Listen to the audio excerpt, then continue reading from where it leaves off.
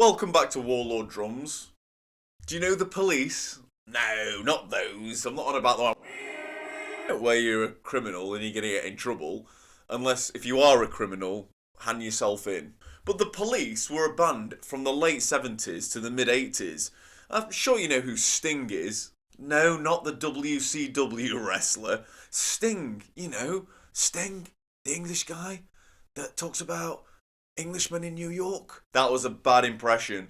But he kind of mixed with an American drummer called Stuart Copeland. I don't know if anyone's heard of Stuart Copeland, have they? Now, the great thing about the Police were they were a pop rock band, but they were influenced by stuff like reggae and jazz, and you don't tend to hear that much, especially these days with all the computer stuff going on, where the computer stuff is going on and the computers. But today, if you don't know who Stuart Copeland is, you're in for an absolute treat.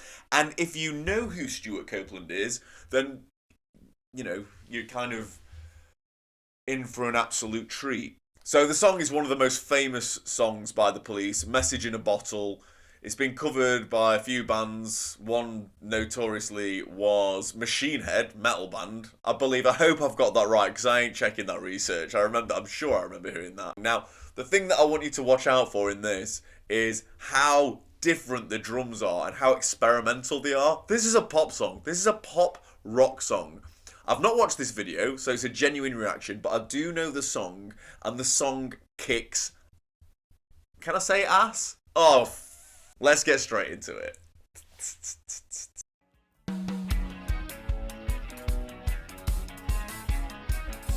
It's already got so much feeling and groove on it.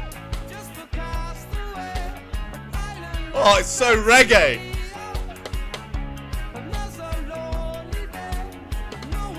This is great.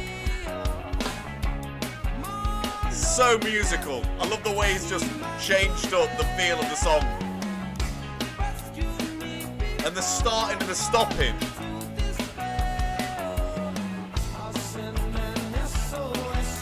It just defines the parts so well. I don't know where to start. From his hi-hat over to his ride, using his tom-toms creatively, musically, melodically. Beautiful pasty cymbals. Brings the track back. Half-time almost reggae again. And he went funky as well, didn't he?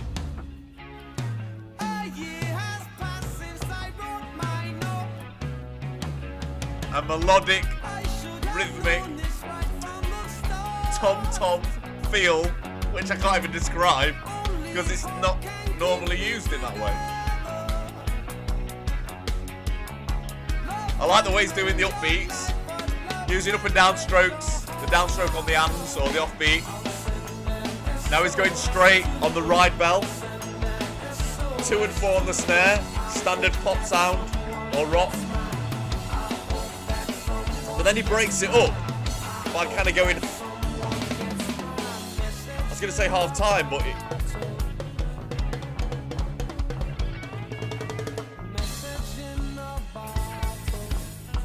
sorry, is this Dream Theater? This is so good! Stuart, we love you!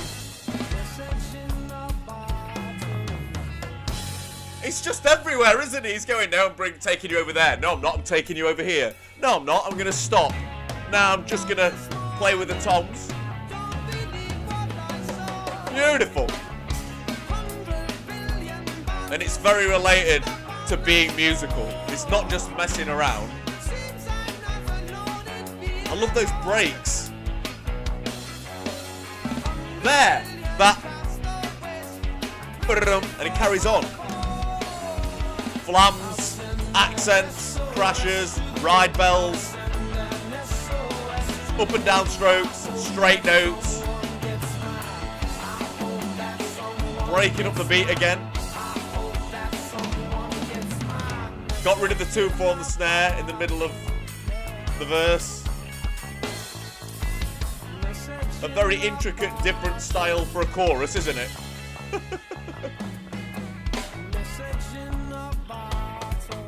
Well, I suppose it is a chorus, but at the same time it isn't. And this is what I love about this style. It's like jazzy, funky, reggae. It's so progressive, even though it's sticking to a structure.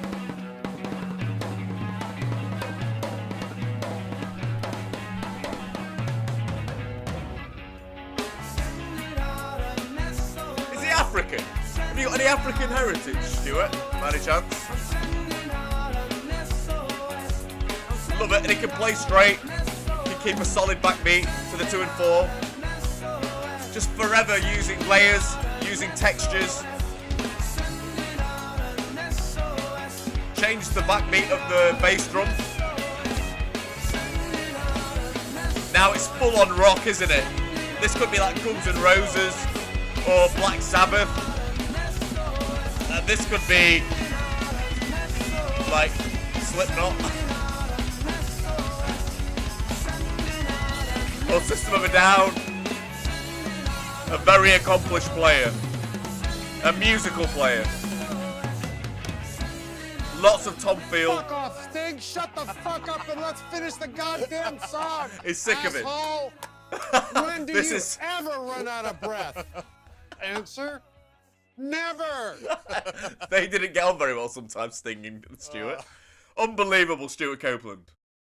Unbelievable. A pop rock song which had elements of funk, jazz, reggae, an almost like progressive feel or style where you think that Stuart's going to go over here and then he'll suddenly just fly off in a completely different direction.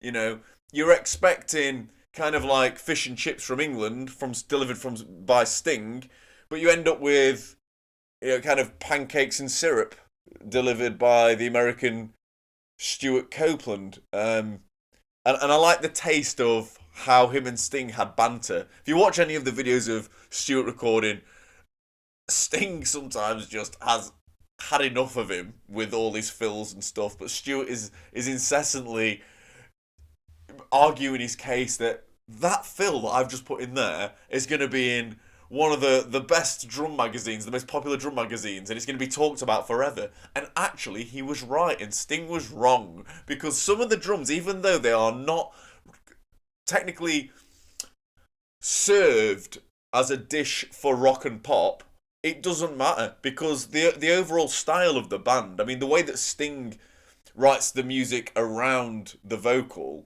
it's very orientated around other styles, which is so refreshing. And it's a long time ago. You've got to remember, this was the 70s and 80s.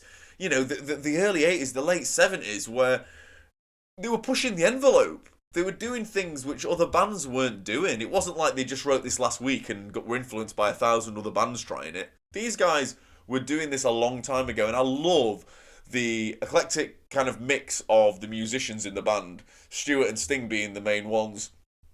Obviously, different backgrounds growing up, different styles.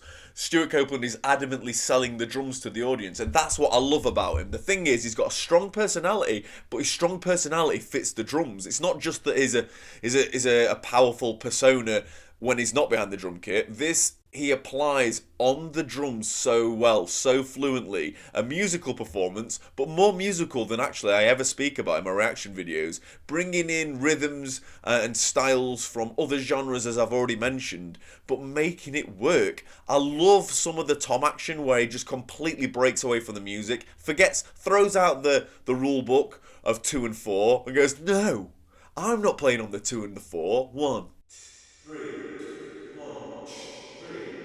He's like, no, we're getting rid of that.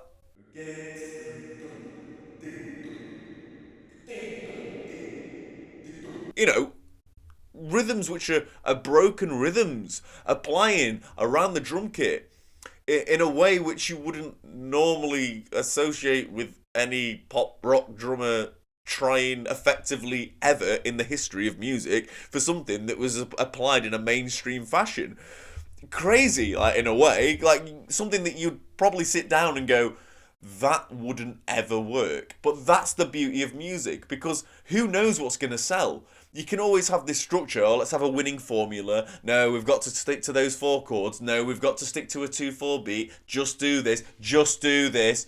Just do a kick, snare, kick, snare, which is all well and good in the right circumstances, but that constrains the music sometimes. It's difficult for the music to breathe if you're not letting the drummer write the parts. And Stuart Copeland was adamant he was having the last say half the time. Sometimes he would listen to other people, though, and that was what also made him amazing. He'd take into account the producer's ideas and other people's ideas, even though he had such a strong personality.